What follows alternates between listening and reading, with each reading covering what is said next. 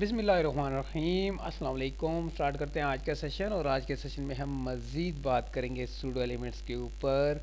तो सबसे पहले मैं आपको बताता चलूँ कि आज जो कंडीशंस हमने यहाँ पर समझनी है वो बिफोर एंड आफ्टर की है। आपके पास आपके वेब पेज के अंदर मल्टीपल हेडिंग्स हैं और अनऑर्डर लिस्ट हैं, ऑर्डर लिस्ट भी हो सकती हैं या पैराग्राफ्स, जैसे मैं यहाँ पर इन्हीं के ऊपर इम्प्लीमेंट करूँगा, पैराग्राफ्स भी हो सकते हैं। सही है।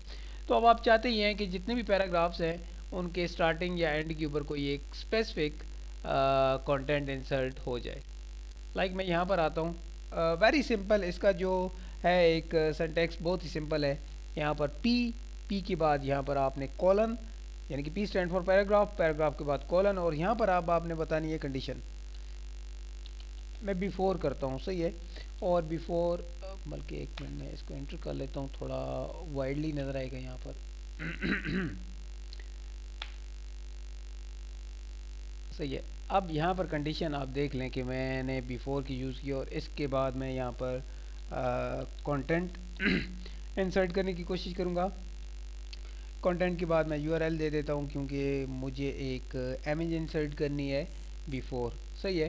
तो अभी तक तो कोई इमेज आई नहीं है क्योंकि मैंने यहाँ पर इमेज की एक्सटेंशन और उसका नेम या उसका पाथ नहीं दिया। तो जस्ट मैं यहाँ पर करूँगा डॉट जी। तो आप देख सकते हैं कि यहाँ पर इमेज इंसर्ट हो गई है। कहाँ पे? बिफोर, हर पैराग्राफ के स्टार्टिंग के ऊपर। यहाँ से ही मैं कंडीशन चेंज कर सकता हूँ। अगर मैं चाहता हूँ कि बिफोर के बाद आफ्टर हो जाए तो ये आफ्टर हो जाएगी। तो इस तरीके से आप कर सकते हैं। नेक्स्ट सेशन तक इजाज़त दीजिए। अपना ख्याल रखिएगा, दुआ में याद रखिएगा। अल्लाह हाफिज़।